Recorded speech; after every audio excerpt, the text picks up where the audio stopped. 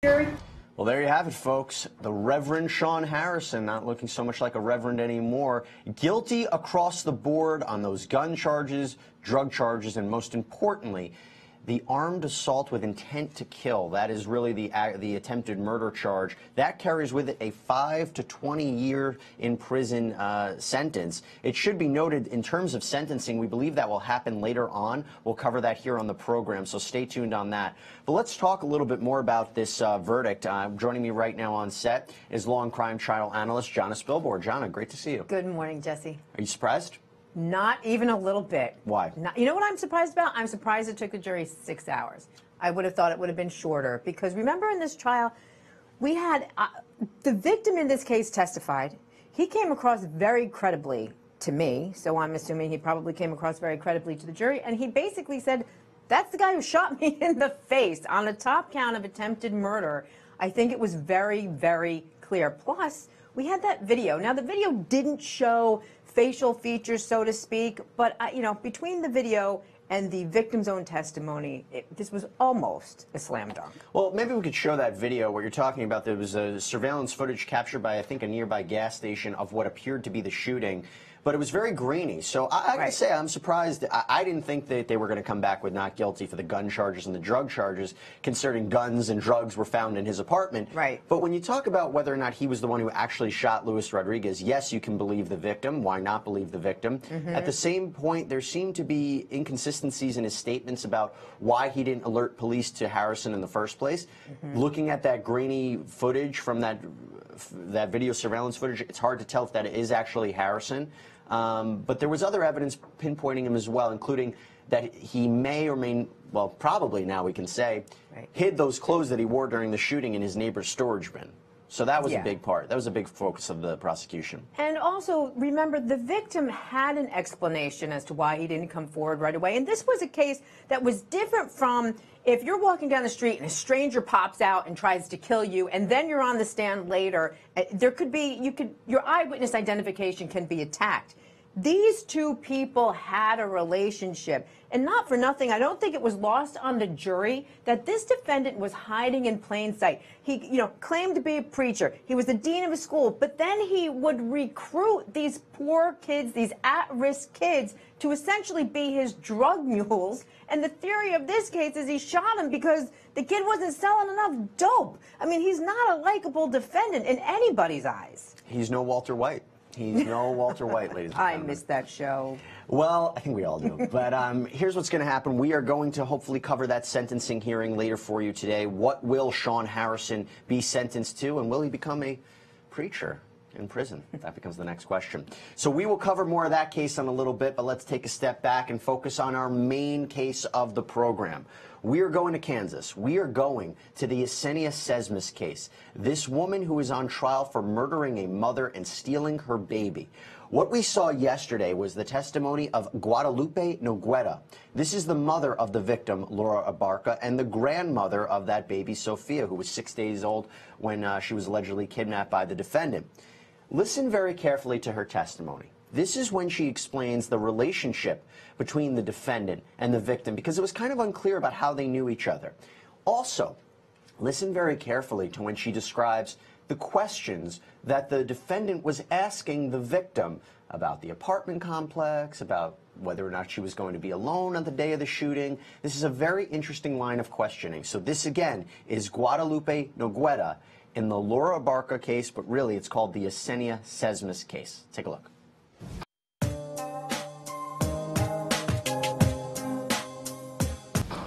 Okay, there are some important tidbits in that line of testimony, and I want to back up and talk about it a little bit. Welcome back to Law and Crime, everybody. I'm Jesse Weber, and that was the testimony of Guadalupe Noguera in the Yesenia Sesmas case.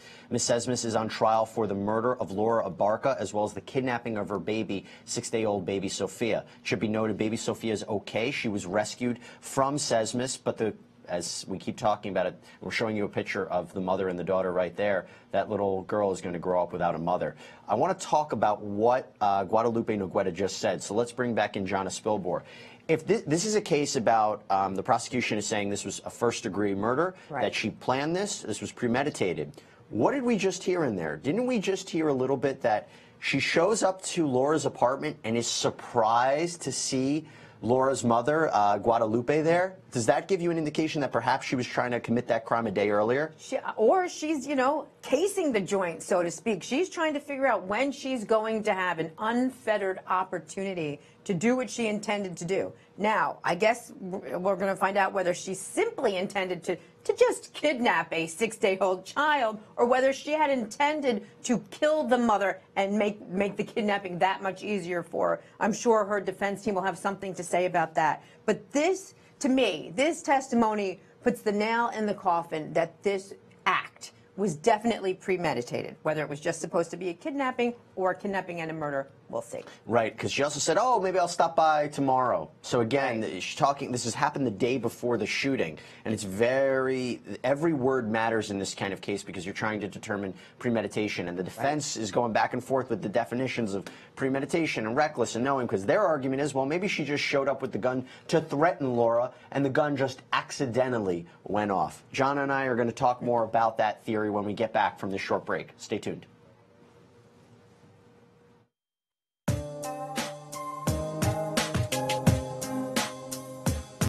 Welcome back to the Law&Crime Network and Law&Crime on Sirius XM Radio Channel 109. I'm Jesse Weber, and we are guiding you through the Yesenia Sesmas case. That was the testimony of Guadalupe Noguera with the help of a translator. She is the mother of the victim in this case and the grandmother of that young, beautiful baby who was kidnapped. Luckily, that baby is okay. We're talking about Yesenia Sesmas, who was on trial for the murder of baby Sophia's mother, as well as the kidnapping of Sophia.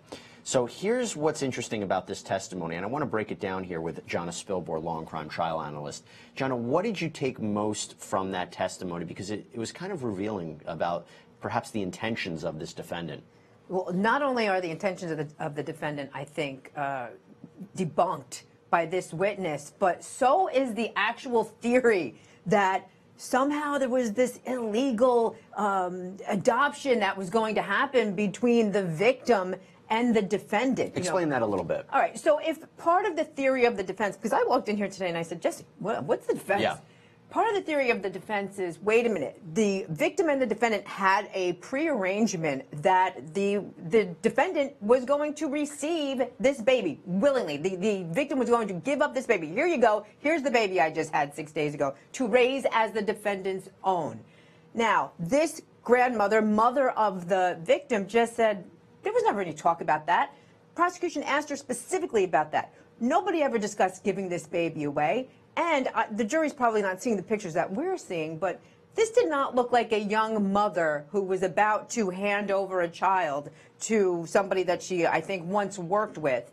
The father's in the picture. The victim's in the picture. The victim looks completely happy to be a young mother, and not for nothing. If you were going to arrange some sort of strange illegal adoption, you don't hang on to your child for a week, right? Typically it happens pretty much immediately. So I think that theory is not going to hold any water with the jury. Especially since when they looked through the entire apartment, there was baby food, right. There was a crib, everything you need for a newborn. There was no indication that she was going to give a baby up. Right. So that theory put forward by the defense, or at least what we think they might be arguing, may not be so effective. Let's play a little bit more of Guadalupe Noguera, the grandmother and grandmother of baby Sophia and the mother of the victim.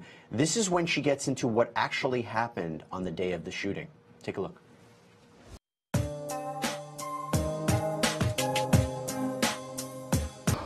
All right, everybody, welcome back to Law&Crime. That was that was a feed from yesterday, I should say, into the Yesenia Sesmas case. So that was the testimony of one of the key witnesses here. Yesenia Sesmas is a woman who is on trial for the murder of Laura Abarca, a young mother, as well as the kidnapping of her 6-day-old baby named Sophia. The baby is okay, but again, we keep talking about it. She will be growing up without a mother.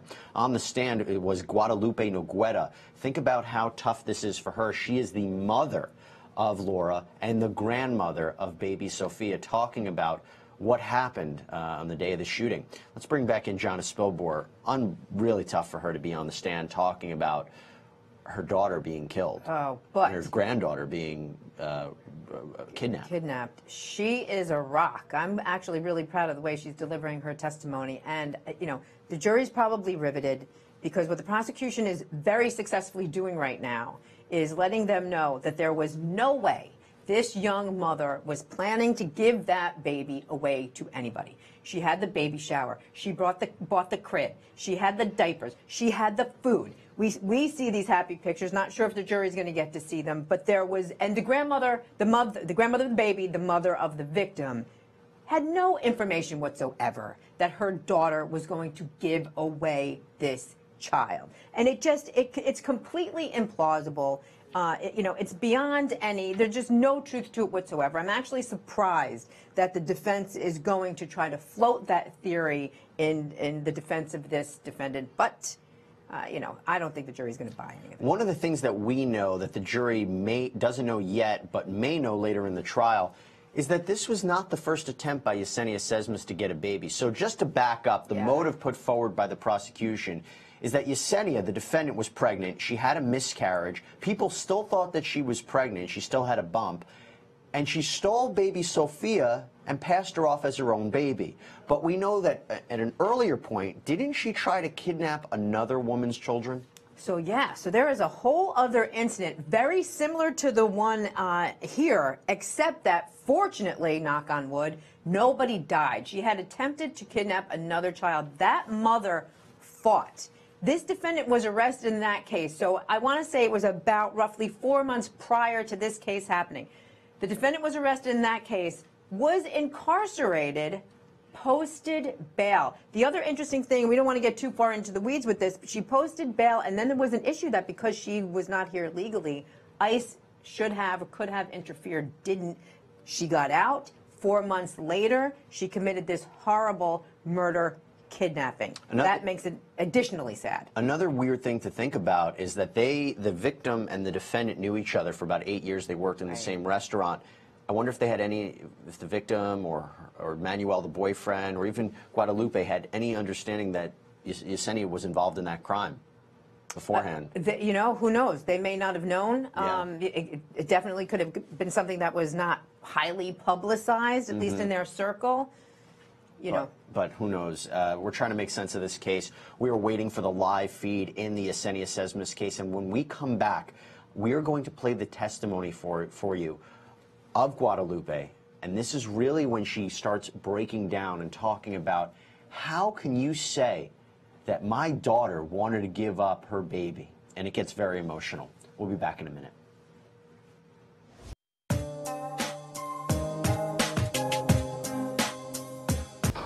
Welcome back, everybody. That was some pretty emotional testimony from Guadalupe Noguera, the mother of the victim in the Yesenia Sesmas case, as well as the grandmother of another victim, the granddaughter, her young baby daughter. So what we're talking about here is Yesenia Sesmas is on trial for the murder of Laura Barca Noguera, and she is also on trial for the kidnapping of her baby Sophia. Guadalupe is now a person that no longer has her daughter and has to explain to her granddaughter what ultimately happened to her mother. It's a really sad case.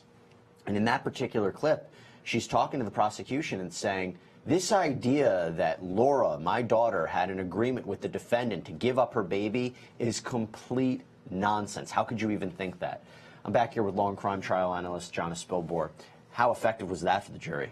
I think very much so. I mean, here we have a mother in her own way who's trying to be very, very strong, basically telling the jury that the theory that her daughter was going to give away this young baby is just completely ridiculous. And what she was trying to say there is, listen, I witnessed my own daughter bonding with this child. I witnessed her buy way too many things for this young child. I saw all that. I went to the baby shower. What are you talking about this? Of course my daughter was going to keep this child. I think at this point the prosecution has clearly made that point. I don't believe there was any cross-examination of this witness. You would know better than I. But no, there wasn't. And probably the smartest move the defense camp can do in this case, because what could you say? How do you cross-examine that witness effectively? If you're defending this person, you cannot. They should have just said no questions. I'm sure that's what they did, and that was smart. Well, we're trying to make sense of what the defense is ultimately trying to do. Right. I mean, at one point, we seem them to be saying maybe there was an agreement between them to give up the baby. Even if you believe that, The fact that Yesenia is alleged to have gone to the house, taken a gun, and you want to say, oh, she just threatened Laura with the gun and then it accidentally went off, because that seems to be the flavor of the defense's argument.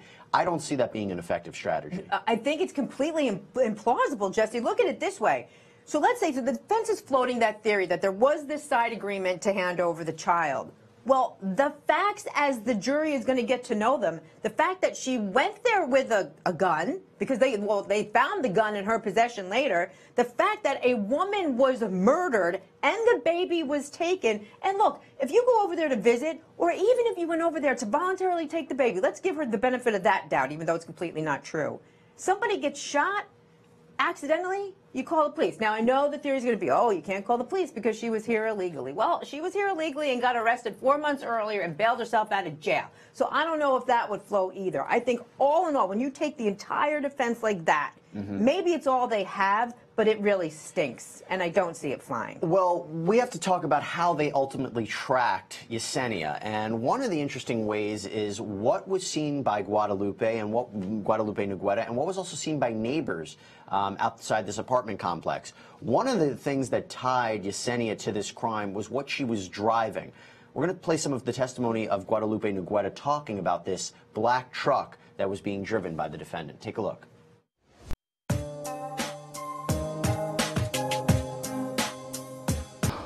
Okay, so that was the testimony of one of the key witnesses in this Yesenia Sesmas case.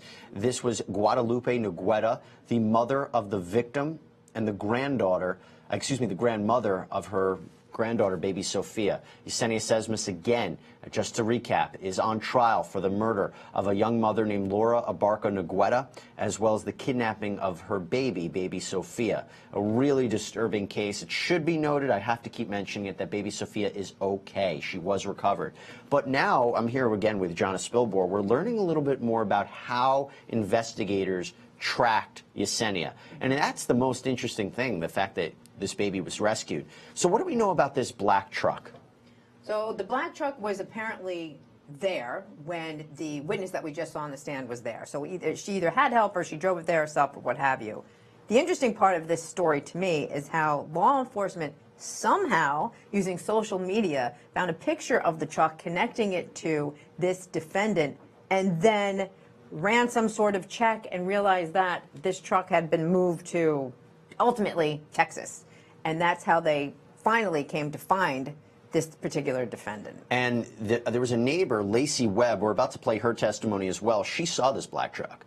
And it should also be noted that when the authorities raided Yesenia's apartment, they found not only the baby, not only baby Sophia, they found the gun that was used for the shooting. So, I mean, you want to talk about a smoking gun. I mean, how do you even defend this case?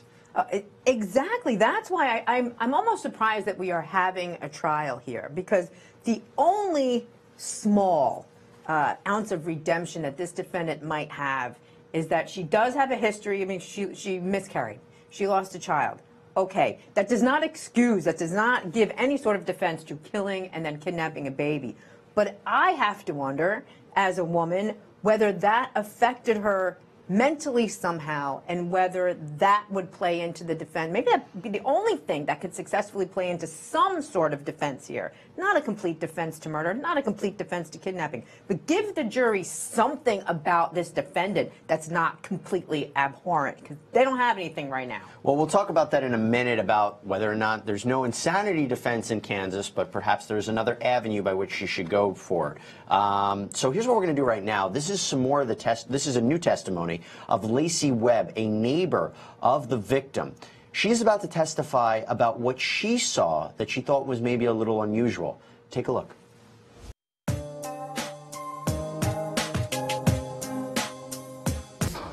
That was the testimony of the neighbor of the victim in the Yesenia Sesmas case. Yesenia Sesmas is on trial for the murder of Laura Abarca, a young mother, and the kidnapping of her daughter, baby Sophia. I'm back with Law&Crime trial analyst Jonna Spilbor. Before we went to that clip, we were talking a little bit about what the defense's strategy here. They're not really fighting the fact that Laura got killed. They're not fighting the fact that Yesenia was the one that pulled the trigger. But they seem to be fighting about the fact about why this happened. And in the defense's opening statement, they talk so much about, these are the definitions of reckless, malice, premeditation. Don't find our client guilty, but if you should find her guilty of a homicide, maybe a lesser degree homicide. You talked about earlier the fact that this defendant suffered a miscarriage. Right. We talked about how she stole baby Sophia, perhaps to pass her off as her own baby because people thought she was still pregnant. But the insanity defense doesn't work in Kansas, does it?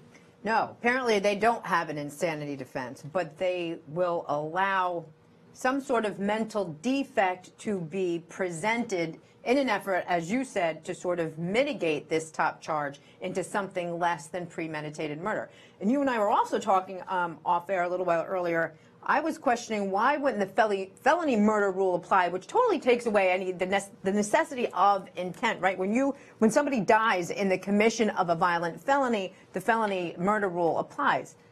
And then it occurred to me, in order for the defense to get around that, they have to, even though the defense never has to prove anything, but in theory they do, they would have to prove that this was not a kidnapping. If the jury buys the theory that this was not a kidnapping, that this was a planned exchange of basically a newborn, then that would eliminate the felony murder rule. And frankly, it ain't gonna fly, but I think that's where they might be going with it. Here's the problem. Oh, there are several, but go ahead. Here's the problem. We heard the testimony from the medical examiner yesterday, and according to the medical examiner, that gun that was pressed against Laura Barker's head, that's it right there. It was pressed against her head, or was maybe a few inches away from her head. That is not, also, it should be noted that Laura Barker's arms, the forearms, had blood on them. It was on the outside, not the inside, which would indicate there was no defensive position, there was no struggle. That indicates to me, Jonna, that this was a cold-blooded murder and not a reckless accident, not a struggle. That's a real big problem for the defense. That's an assassination. And yes, it's a big problem. And not for nothing. Again, I keep going back to this theory that this was a voluntary exchange of a child. Why do you bring a gun to that?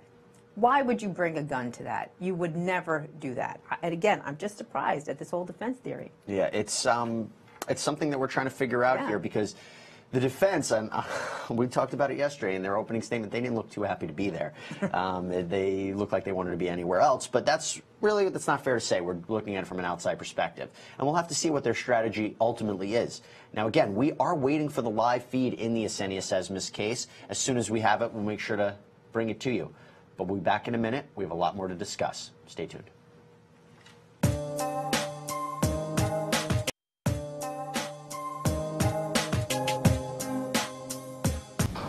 Okay, did everyone just hear that? I hope so, because that was a really important piece of evidence here in the Yesenia Sesmas case. Welcome back to Law&Crime, everybody. I'm Jesse Weber, and I'm guiding you through the Yesenia Sesmas case, this woman who's on trial for the murder of a mother and the kidnapping of her baby. Let's bring back in Law&Crime trial analyst Jonna Spilbor.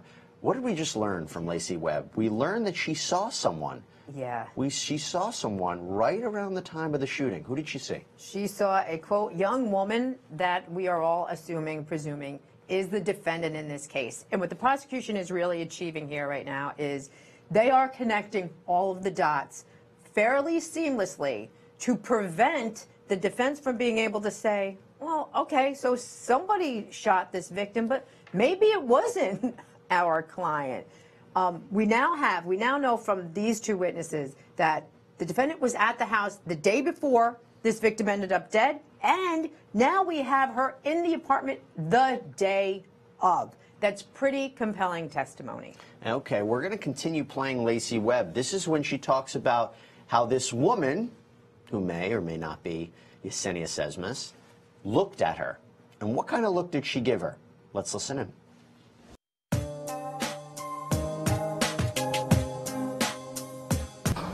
Welcome back, everybody. This is Law&Crime. I'm Jesse Weber, and that was some very important testimony in the Yesenia Sesmas case, a woman who is on trial for the murder of Laura Barker and the kidnapping of her baby, Sophia. So that was the testimony of Lacey Webb, a neighbor. And she saw somebody that she is identified as Yesenia Sesmas walking out of the apartment complex, walking out of Laura's apartment. And it was only 2 or 3 hours later that she realized Laura was dead. Let's bring back in Jonna Spilbor. What do you think she's thinking about when she's giving that testimony? you know, and for her, hindsight is 20/20, right? At the time, when she's testifying to things that happened in that moment, as she was walking by, her apartment was close by, she saw somebody peering out the door.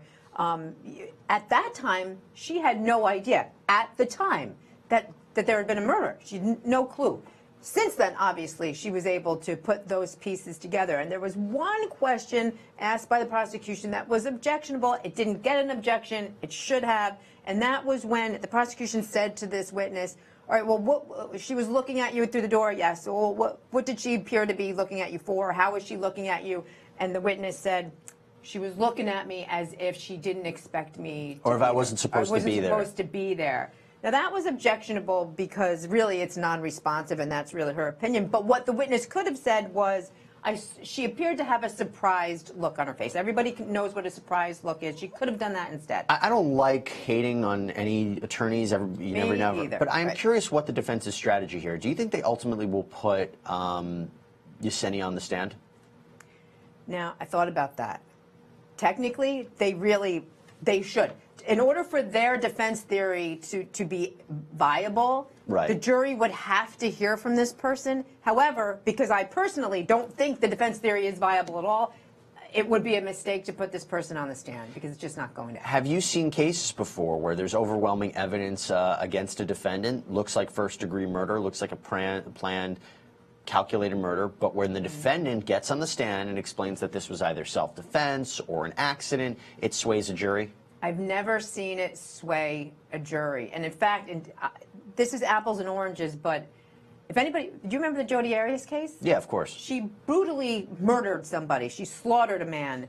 And the jury spared her of the death penalty because they were persuaded by her. She testified in that case twice.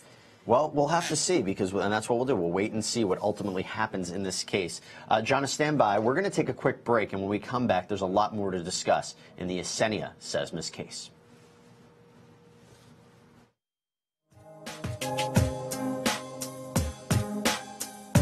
Wow, some really emotionally charged and painful victim impact statements in the Sean Great sentencing hearing. Before we go to our next break, I just want to bring on Jonna Spilbor real quick and get your reaction to this. This is unbelievable. Sean Great, a convicted serial killer. The family members of his victims are speaking out to the judge and saying, make sure you sentence him to the death penalty. And that's exactly what the judge is going to do. In case you haven't noticed, these victim impact statements are the rights of these people speaking. It's their right to do it.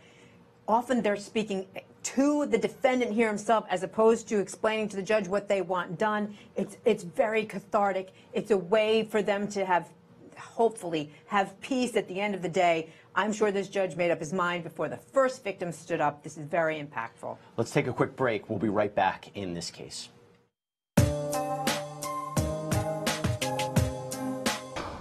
Welcome back to Law and Crime, everybody. This is some extremely emotional and painful testimony from the victims, the victim impact statements in the Sean Great sentencing hearing. Sean Great is a convicted serial killer who killed Elizabeth Griffith and Stacey Stanley, and family members are speaking out during his sentencing hearing, so the judge will have a good indication about what he will ultimately sentence this man to, and the death penalty is on the table considering the jury recommended that sentence.